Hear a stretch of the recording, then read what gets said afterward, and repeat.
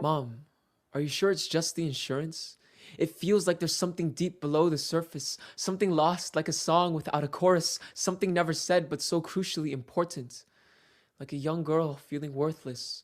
Or generational cycles of belittling our youth by recycling hurtfulness. I can't feel your pain for you.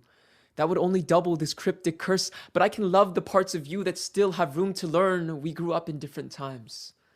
But your mindset's still vintage, like records from 75. Your rhythm revolves at a time when your sole purpose was to survive. But the genre has changed. We can now thrive, and I'm swinging to a new kind of style. Love is okay to be expressed in the open, with a smile, or a hug, or a kiss on the cheek every once in a while. Times have been a-changing ever since you've grown up, and life has rearranged in every way ever since I've joined the grown-up club. There's no more need for you to feel like I'm a child or can't understand your tough love, your language of unspoken sacrifices, silent sentiments, because I do. But I also believe in our words, spoken aloud to be heard, and their power to cherish the people we hold dearest to us. Please, try to understand me when I speak and you disagree. Please try to reach out a hand when I'm just being another angry teen. Please try when you can, because without your listening, I drown into despondency. My eyes turn to oceans and emotions keep us at a distance. Your sight searches the horizon. Her eyes in another time, in a previous life, just a young refugee girl striving and starving for a safe life. Please.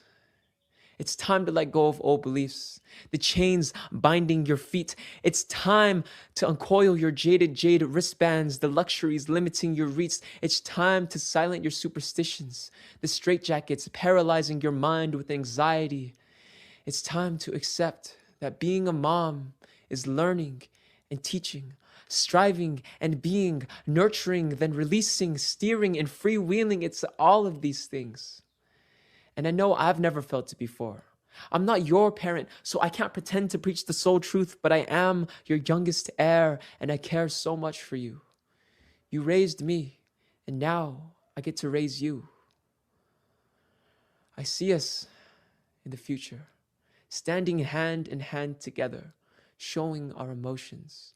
Showing our emotions is change. Change for the better. Yes, we cry easier. But that just means we're living through each season and dancing with the weather. In summer, we will sweat. In winter, we may shiver. Yet our lowest moments will help us become who we are. Our emotions will alchemize and rise to the stars. Our spoken words will be heard and turned into art and compassion. We'll find refuge in the small things, together, whatever life brings, written in the same book, written by the same hand, a generational chapter away, but finally on the same page at last.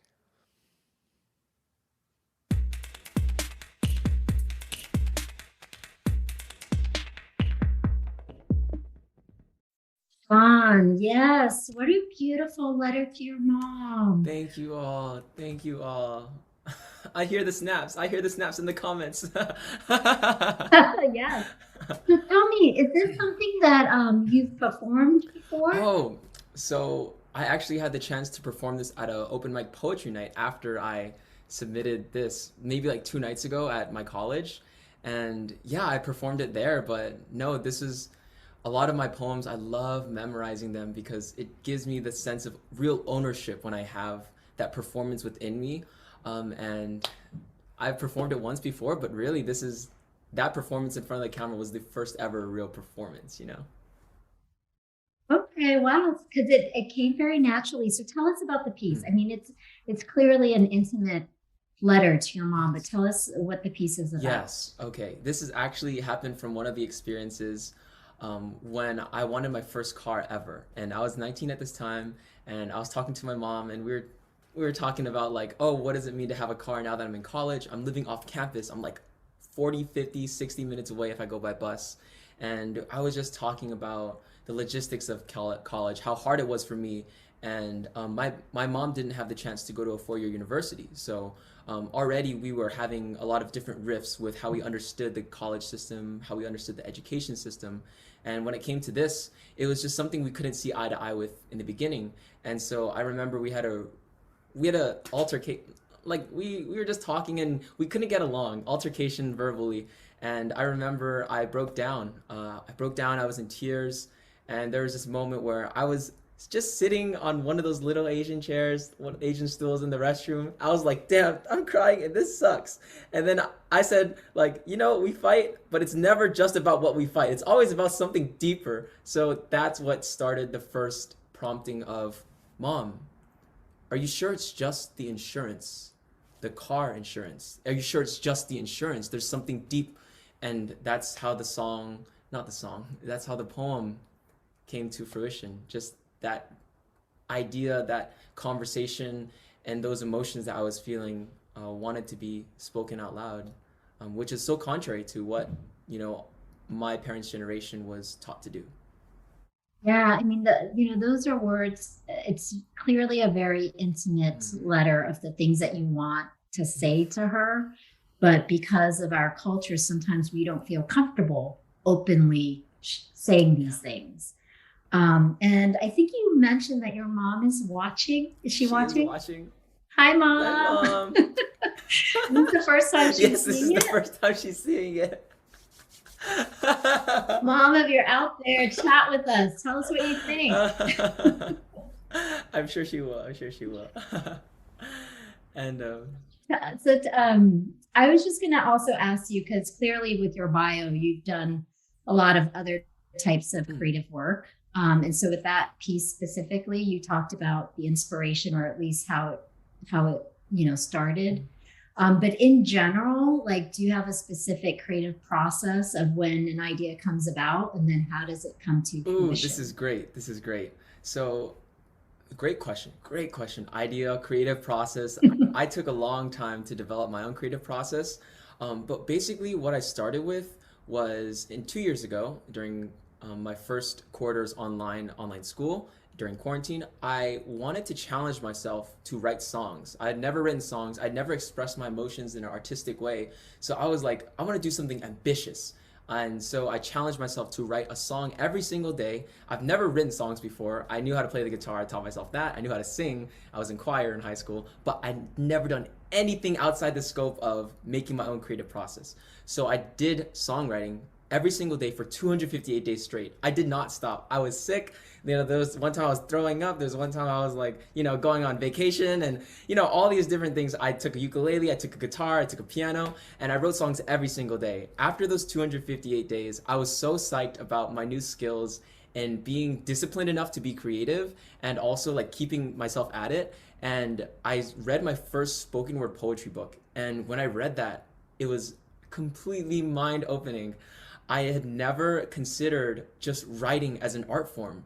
I always thought that, there had to be music, it has to be catchy, it has to be structured. And the fundamental way that I like to connect with people is through conversation. So when I saw spoken word poetry plus the skills I taught myself with the songwriting challenge, I was like, I want to put those two things together. And that was the beginning of my spoken word poetry.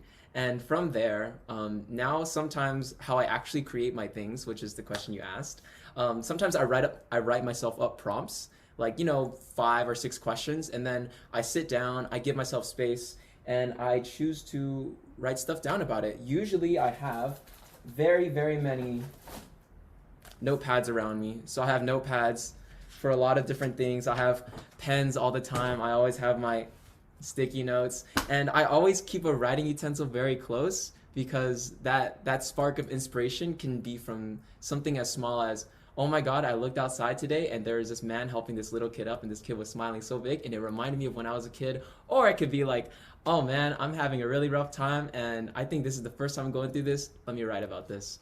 And those are the seedlings, those are the sparks of inspiration for how I write my poems. And then I just rely on my intuition. Yeah, no, and I think that is a true sign of a writer. We did our last episode, we interviewed Nguyen the author of The Mountain Sings, and she said similar to you. She said she was always wanted to be a writer, but it took her years to have the guts to do it. But she was writing journals. She was just observing what people did and writing it down for like 8 years before she like had the courage to just pursue her dream to be a writer. And so you're not too far off the path. And that's great to hear. And Mom, I hope you're proud. If you're hearing this piece for the first time, just know that we all love it as well, and we hope you do too. So thank you so much for sharing that. That piece was called It's Never Just. Thanks, Thank you all so Keyshawn. much. Amazing. Oh, that was so beautiful. Next up, we have Mai Tran. Hi, Mai. I'm going to intro Mai real quick. So Mai Tran is a genderqueer Vietnamese American writer. She was raised in Orange County, California, and is currently based in New York. Her work has appeared in Apogee, Vox, ID, The Rumpus, and elsewhere. The title of her story is T-Voice. I'm writing this story in a way I never have before, talking out loud to myself into an app that will transcribe my words instead of putting pen to paper or fingers to keyboard. I used to hate the sound of my own voice. Whenever I had to transcribe interviews for my job, I paid other people or bots to do it for me. Last week, I did an interview that was broadcast on the radio. My dad recorded it, and when I sent it to my brother, he listened and replied, "Is that your voice? I don't recognize it." And then I did that thing that white people love to call coming out, and I messaged back, "Yeah, I started HRT, so my voice dropping." And I wouldn't say he took it well, but he didn't take it too badly either. Last December, I picked up my first prescription of 0.2 milligram testosterone gel. I kept it in a drawer in my desk because I didn't want to start it afraid, and then I went to visit my family for the holidays with a shaved head and bleached eyebrows. My grandma gave me the expected lecture, but my favorite grand uncle said, "Giwa," and it kind of felt like a slap in the face. Every time I see an old Vietnamese man, I want to cry. I love their weathered skin and the way they disappear into the backyard with their pack of Marlboro Golds, and the way they lean back in their chair when they order their second Heineken, or how they're always wearing a silly little safari hat or a gangster fedora or an ivy cap. I love the way they squat in front of their restaurants, and I love the way that they are quiet. That December, I cried and cried and cried because when I was cis, I read all the sad trans stories, and I didn't realize just how scary it was to have your friends conflate their fear of men with you, or to realize that if your family isn't brave enough to disown you, you will have to decide how many passive-aggressive comments you will tolerate before you disown them. You learn that there are only 3 ways to administer tea, and they're all pretty shit.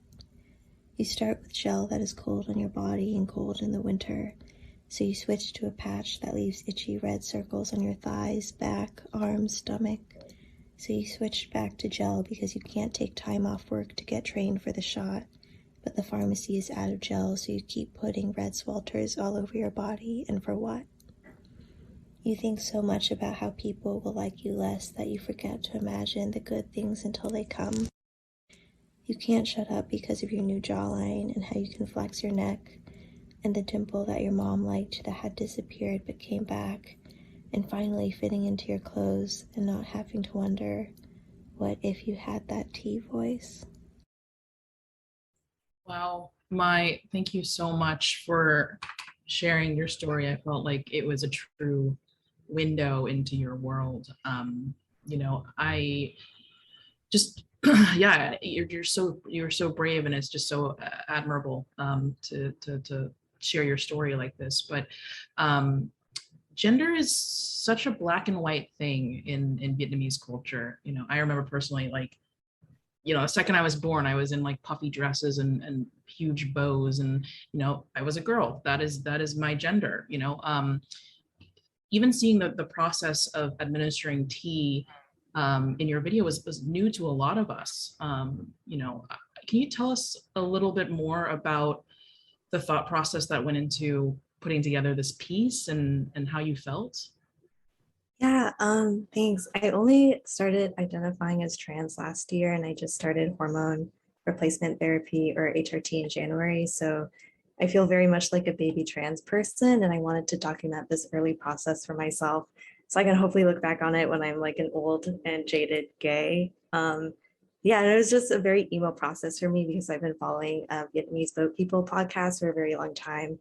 But I was very scared to submit something in the previous years because like I really didn't want to listen to the sound of my own voice. So yeah, the theme really resonated with me. I was also initially embarrassed about the piece because trans experiences are so varied, but the ones that are often shared the most are the sad trans stories.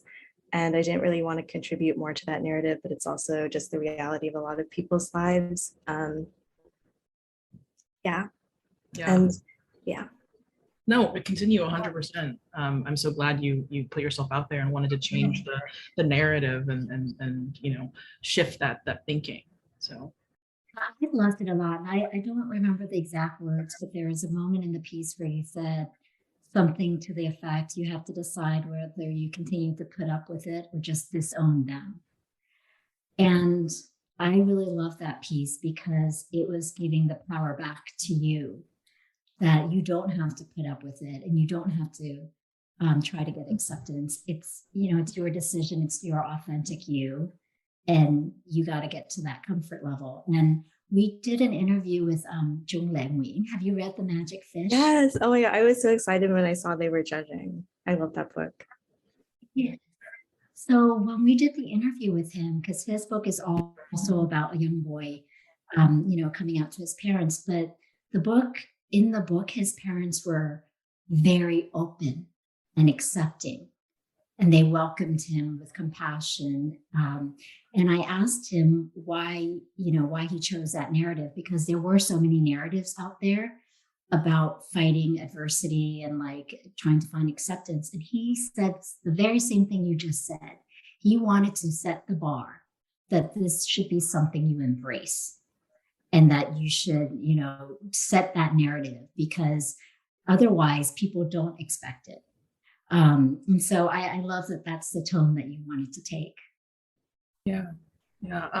You mentioned just now you consider yourself a baby trans, and I love that so much. But how have you found community and support during this time, and as you navigate this very new process in your life?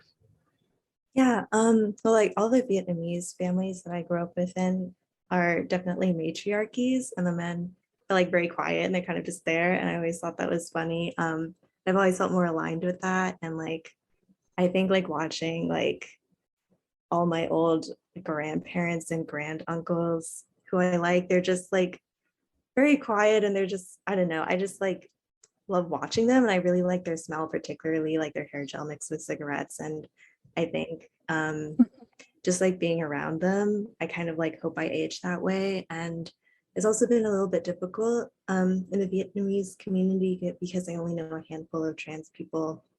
And in the trans community, white people just dominate everything. So I spent a lot of time online in like various groups, and I actively sought out people through my trans health center, which I'm really lucky to have one near me. And I also had like one trans mom who knew me when I was cis and who's been there for me throughout the whole process. And she's like older, which she doesn't like me to mention, but she's very wise and amazing. And just seeing other trans people existing and living their lives has been really helpful. Like I can like name in my head like the 2 trans people I saw who like made me want to be trans from seeing them. It's so beautiful. I love that you've been able to find support and community in this process. But for someone who is listening right now or who's watching, who is thinking about transitioning or really exploring their gender queerness, what advice do you have for those folks? Yeah, something that frustrated me a lot when I watch my trans friends is that they like extend grace to a lot of people, even when they're the ones being harmed, just because transphobia is so ingrained in our culture that we often have to do the work of educating other people. And I think it makes it sometimes hard to remember what you deserve. And I think I would tell other trans or genderqueer Vietnamese folks that they deserve everything and it's not supposed to be like that. Yeah, I couldn't have said it better myself. Yeah, that's beautiful. Thank you so much, Mai. Yeah, thank you so much for sharing your story. I personally felt so inspired by it, and I you keep doing what you're doing and sharing your story, and you know, people will listen. So thank you. Thank you. Yes, thank you so much. And her piece was called Key Voice. So next we have Trinh Mai. And Trinh is a California-based visual artist who works with a breadth of natural, traditional, and inherited media that holds histories of their own. Her current work confronts the fear, injustice, and devastation that has harrowed our communities and our refugee and immigrant families then and now. Seeking hope within humanity's consistent struggle in war and hardship, Trinh has worked with numerous humanitarian organizations, including the Friends of Hue Foundation, Children's Shelter in Vietnam, and Angkor Hospital and Children in Cambodia, also partnering with the International Rescue Committee to develop creative projects with refugee children. She currently serves as the Professional Artist Fellow for the City of Long Island. The title of her story is Things Hidden. Hi, I'm Trinh Mai, and I'm a visual artist based in California. And in thinking about Lost and Found, this is actually something that I've been working on for the last several years, specifically about things hidden and things revealed. So I wanted to show some work that I've been making based on this idea. So this is a new series that I'm working on called Things Hidden, and I'm thinking about the refugees and how during the escape there have been so many people that have sewn their valuables into the hems of their garments. So I'm just trying to relive that. So here, and I love this is chiffon here, which hides while it reveals as well. Here's a photo of my husband and his father. You can see it's faint. Here's my family. This photo was taken during my mom's baptism right there. And then in the pocket here, this is a copy that's actually, it was stained with tea harvested in Vietnam, but it's a copy of my husband's father's release papers from the labor camp. So I'm hiding these valuables, thinking about the documents and the photos that our people had to burn and hide for survival. Here is a blazer that I made. Also, same material. You can see some of the writing here. It's free writing actually, and kind of telling the story. I'm using my auntie's typewriter that I inherited to retype these letters. And it's based on my Bông Ngoai's sewing patterns that I inherited as well. You can see here's a letter that was sent to her by her sister after Bông Ngoai had arrived in America and her sister was still in Saigon. And look at those Vietnamese stamps. Oh, so beautiful. So yeah, so this is a few of, these are a few of the garments I made. Each garment has a little tag. It says made in Vietnam. And in that tag is hidden a little fragment of Bông Ngoai's letter. So I found a loophole on how to share them without really sharing them. So I'm just gonna kind of show you the series here, or a little bit of it. I'm still working on it. I don't know how many there'll be. But here's a little bra, a little onesie I just made. And there's multiple things here, like in the pockets. Here's my mom's Vietnam ID. Yeah, and other photos of family. So yeah, lost and found. Wow, Trinh, I love it so much. And then we could see the pieces in your background. I'm still trying to figure it out. It comes a point where I actually show them and then I have to figure out how they're going to be presented. I'm sure a lot of you other creatives deal with that too. You're so focused on the work and developing the work, you forget that it might show somewhere. So yeah, so this is in progress. You're seeing what's happening in my brain as it comes to it. Oh, well, you know what? It's gorgeous. So I have so many questions. So let me start with one. How did you come about these artifacts? Like, have you always had them? I grew up. So tell me how you found some of these Yeah, things. so I grew up looking through my grandmother's photos, and I had no idea that it was so rare to have them until I started working with UCI's Vietnamese American Oral History Project. And Jem would ask, like, how do you even have these photos? I'm like, I don't know. What do you mean? I grew up with these. And then through that, I had learned that so many, and through my husband too, because he has no baby pictures. And I had learned that so many of our documents were burned. So my family, we were quite privileged because a lot of my grandmother's brothers and sisters studied abroad. So they were able to preserve their own archives. And I have some photos I can show you how far back they go. So this was taken in 1939. 1939, Oh my y'all. gosh. So tell me, And which one's a family member in that photo? this That's is my amazing. grandmother at 14 years old. And you are so right. This is so rare. Like in my family, we hardly have any pictures because things were burned, things were lost during the war. People were evacuating, people were fleeing, and you took as little as you possibly could with you. And I mean, so when you have these pieces, because you have a whole collection behind you. So did you go digging for more? No, I just have them and I live with them, and I have them posted all over. The studio is pretty much an experimental space. It's not like a gallery space. Everything is half done um, until deadline rolls around, and then I'm like scurrying, trying to get things settled. But I live with them, and I live with these objects. I actually include I use some of the tools that I've inherited from my wife. So her sewing needles and her threads and my cousin Bee's threads, and I just live with them and I use them. So they become a part of my daily practice. And then, and so the work kind of tells me, it kind of informs me more. I feel like the majority of my process is to be patient. Well, to be honest and patient, but while I'm waiting to keep my hands busy. So I'm fumbling around with things and I'm trying to understand, I'm trying to find the way the objects might help tell the story, because they all hold histories of their own. And that's why I use them, because they help me tell the story. So but then there's certain photos that strike me and I don't really know what it is.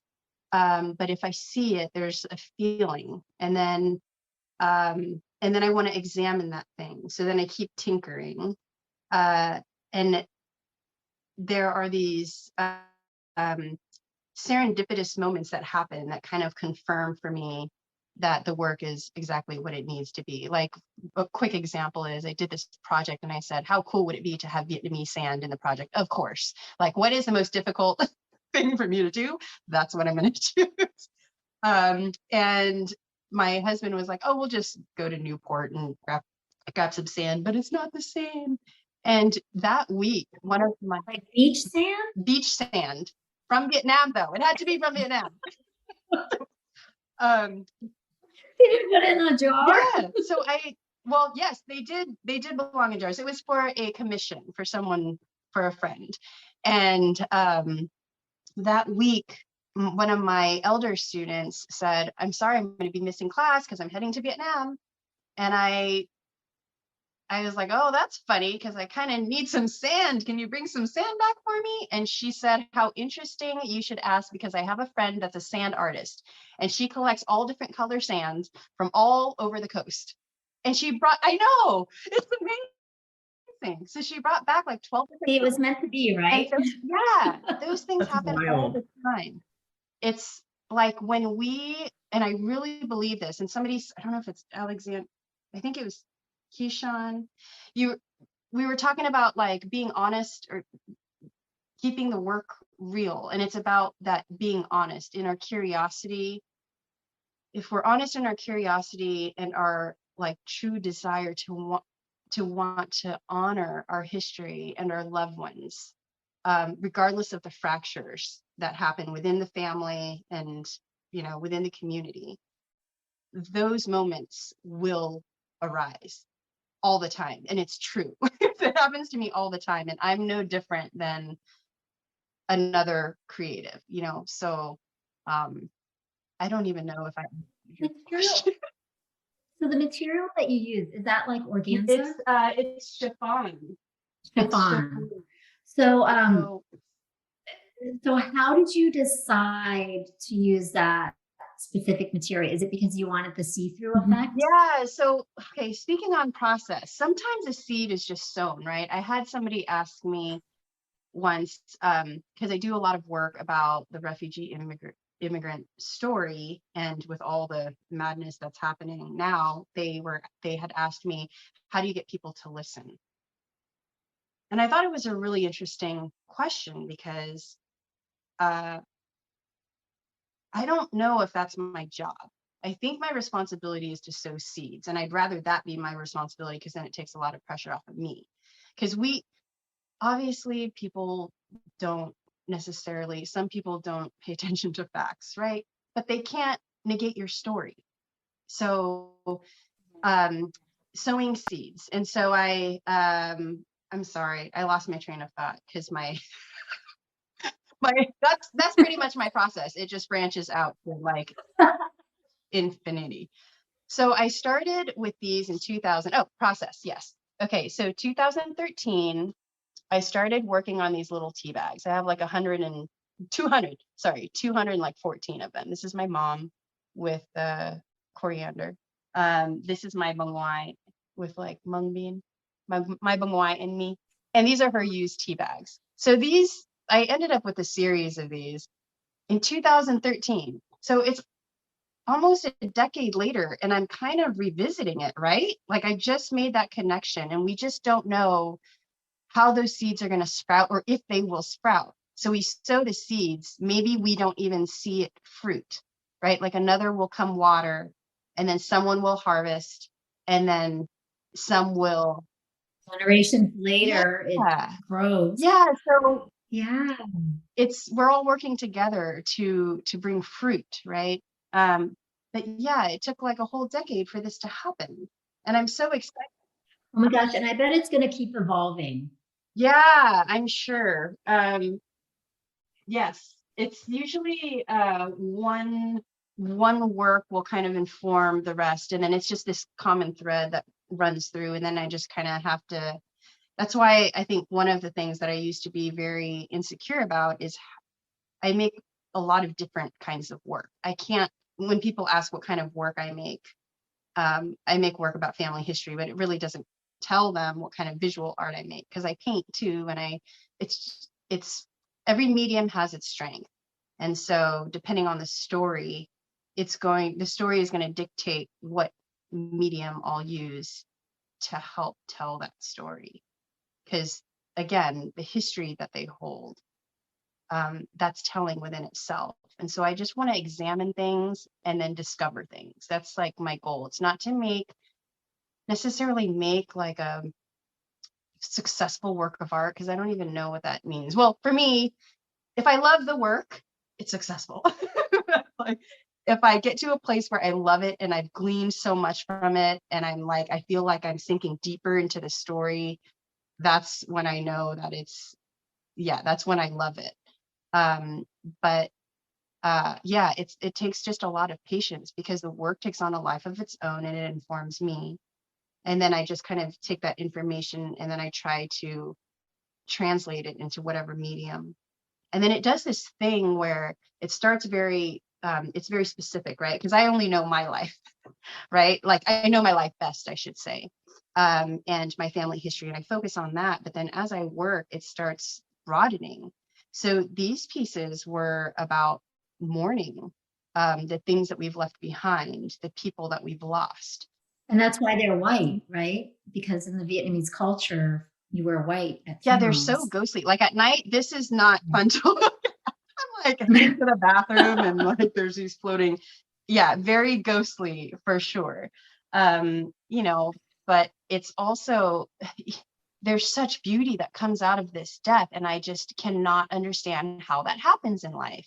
Like Alexander was talking about the death of his mother, like offering this rebirth of identity for him as a Vietnamese American. Like, how does that happen? And how would we even expect that to happen when we're so deep in the mourning? And so there's something really profound about the way that there's so much growth that can come from death. And I really try to focus on that in my work, because to remind us that it's true, if we choose to see it.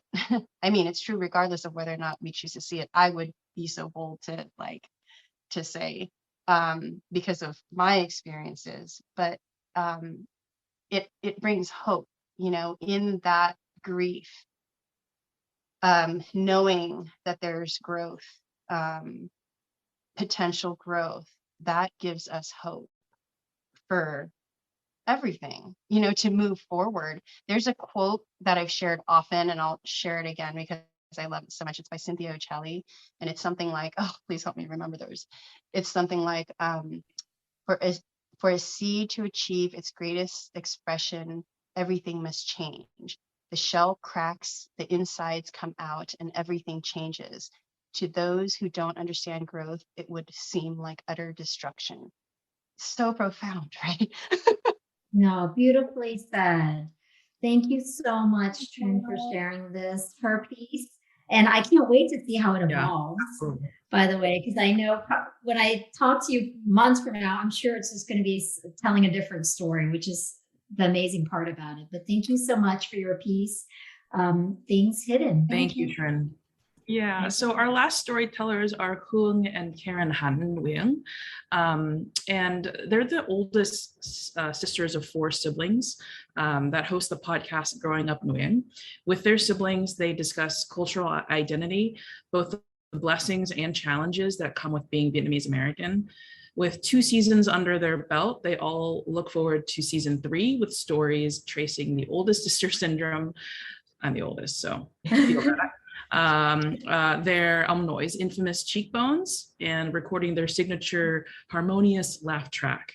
So when not chatting with their siblings, Hung is a human resources lead at an independent living center, and Karen Han works in electrical safety for Californians.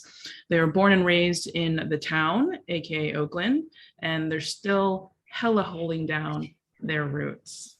The title of their story is Nai Ve Bộ Bo. Khi Chúa thương ngài tôi về, If you've heard this song before, I'm sorry. If you've heard this multiple times, how many souls, how many bodies? October 10th, 2019, this was the 3rd time I was part of God's final plan. I walked into Mass and walked out with a kantang, a headband to identify that I am the daughter, and there in the coffin lies my father.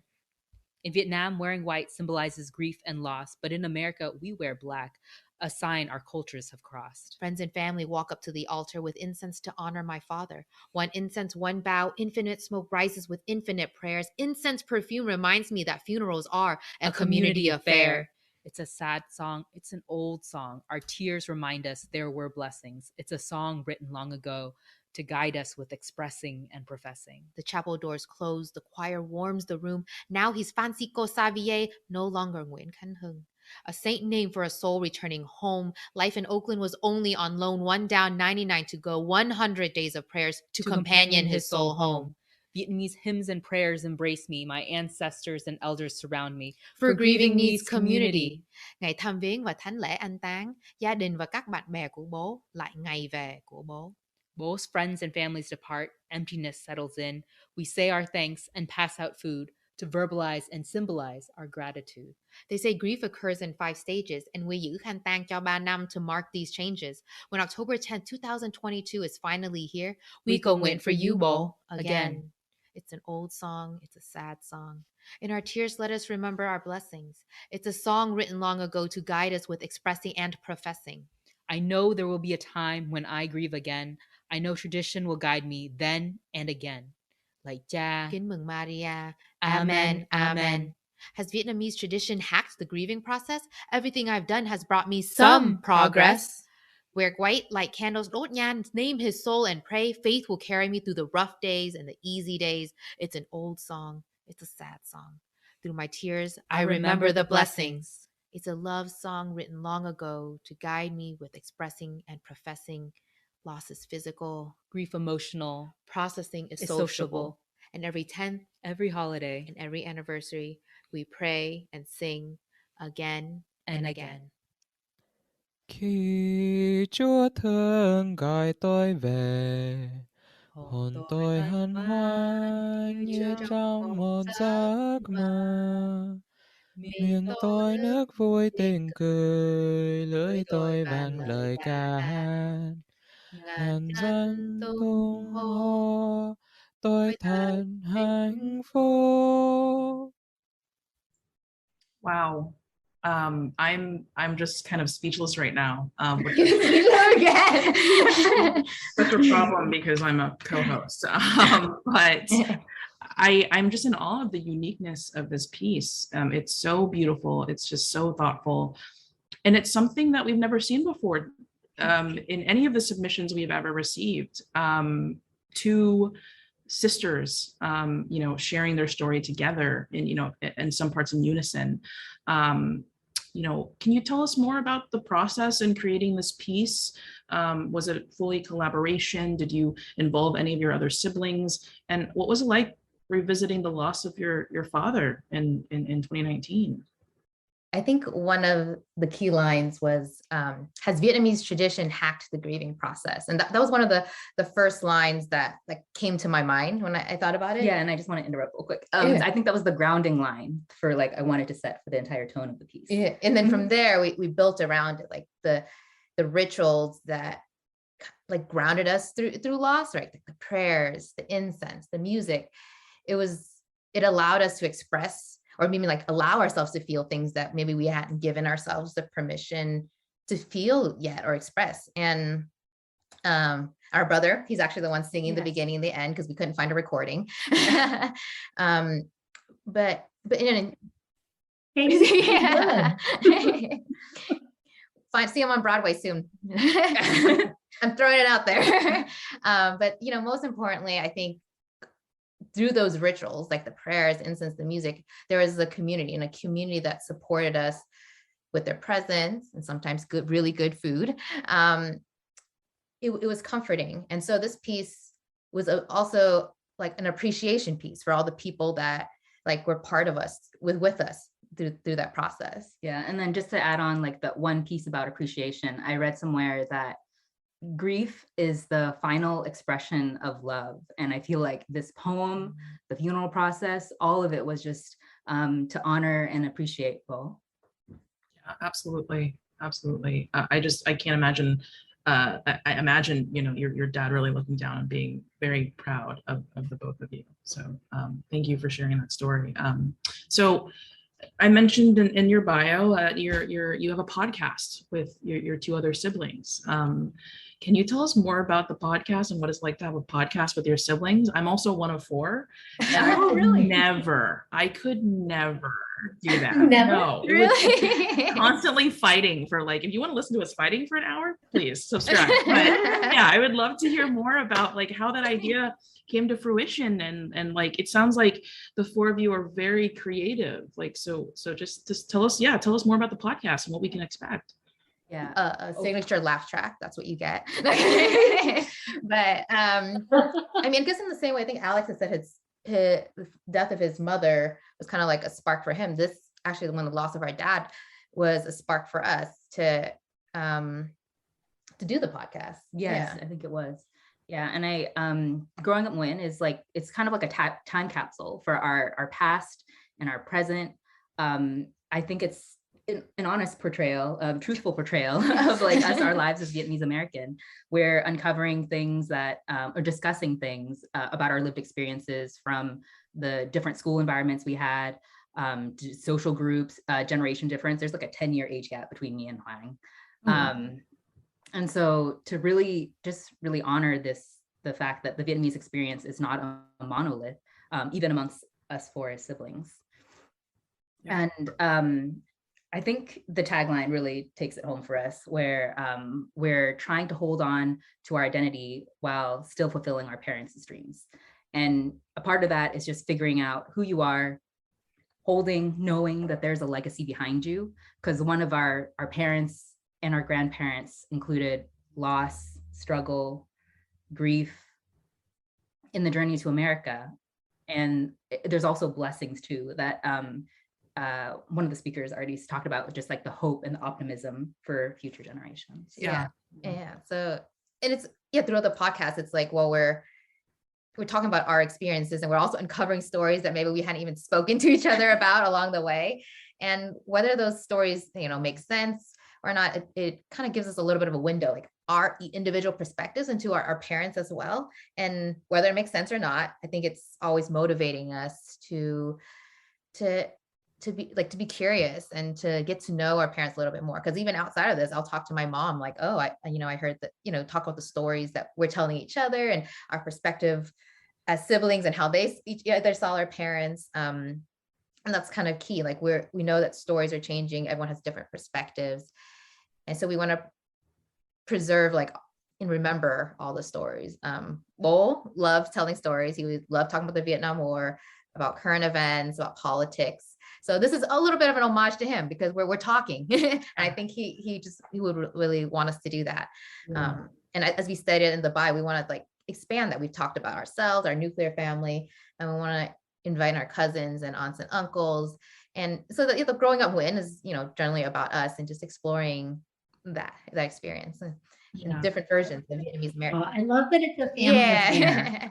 And yes, I love it. And somebody once asked me, do your parents listen to your podcast and what do they think? So have your mom, has she listened to it, and what does she think? I think she thinks it's great we're doing it. It is in English, and otherwise, so there becomes a little bit of a great, yeah. She thinks it's great that we're exploring this, and she's always happy to tell us stories or suggest who we can interview.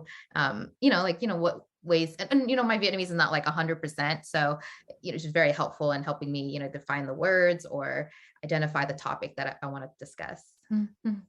I love that so much. My mom would just be like, "Mày nói chuyện nhiều quá," which is so true. So my parents are like, podcast, where do you find it? Exactly.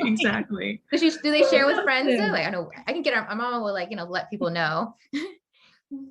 Yeah. I mean, I hope Tracy, your mom's been sharing the podcast on her Facebook and all that stuff. But well, it's funny, my parents know that I'm doing it, and they're they talk about it, they know what it's about to people, but I don't think they've listened to it. But they did inspire me to create. I have Vietnamese flyers. Ashley on our team actually helped me design it, where it has icons for how to download an app on your phone and find the Vietnamese podcast, and we translate it in Vietnamese. And so my parents inspired me to create that flyer, and we were passing it around in Vietnamese centers and communities so that, their generation could find the podcast. I was thinking about that too, how your podcast is telling stories, different versions of Vietnamese American stories. And I know because you're asking people to tell their stories, and I know sometimes it could be a little tough. And in the same way, I guess we want to, our podcast to be also an inspiration for people to talk or encourage people to talk to their parents, their relatives about these stories. And y'all have the story cards coming up, so encouragement all around. Yeah, absolutely. Let's shift the narrative and get our loved ones talking, about their lives and their sharing their personal stories. I love it so much. I have one last final question for you. Okay. And the question is, if you could summarize what it's like growing up as a Nguyen into one sentence, what would that be? It's a good question, first of all. It's a really good question. A person of too many words. Okay. Let's see. I'm going to borrow from our taglines. I think it's a blessing. We have a blessing where we have the comfort of tradition, and the opportunity to build my own legacy as a Mỹ Việt. Took the words right out of my mouth. It makes me feel like it's our tagline, holding on to our identity while honoring our parents' dreams. Yeah. Beautiful. Wait, which one's older? Oh, you have a tough job. You say there was almost a 10-year age gap? Between me and her, we're 18 months. 18 months. Oh, okay, got it. And then the But boys. your youngest sibling, okay. No, the younger brother Yeah. is 10 Okay. years. Okay. Yeah. I know how it is. My oldest brother and I are 17 years apart. Wow. Wow. Almost 17. Yeah. But now we're like bros. I mean, when you get older, like that age doesn't make a difference anymore. Oh, I love it. I'm going to call my siblings after this. Thank you for inspiring me. Yeah. Yeah. Tell them we say hi. I will for sure. Love it. For the full visual experience of the stories shared, visit our website at www.vietnameseboatpeople.org/2022-storytellers. And thank you to this year's story supporters. Asian-owned small businesses Maggie Q from Keep Up, Red Boatfish Sauce, Tan Tan Foods, Key to Teas, Tuk Tuk Box, and Viet 5 Coffee.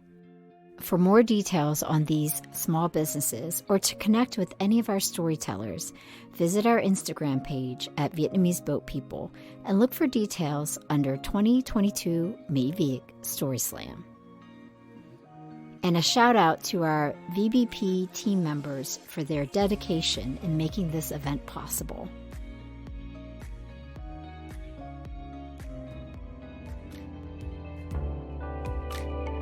I'm Tracy Nguyen Mang, and thank you for helping us preserve history. Don't forget to subscribe to the show on your favorite podcast app, and please take a moment to rate us and provide us feedback. And if you have a story to share, contact us at stories@vietnameseboatpeople.org.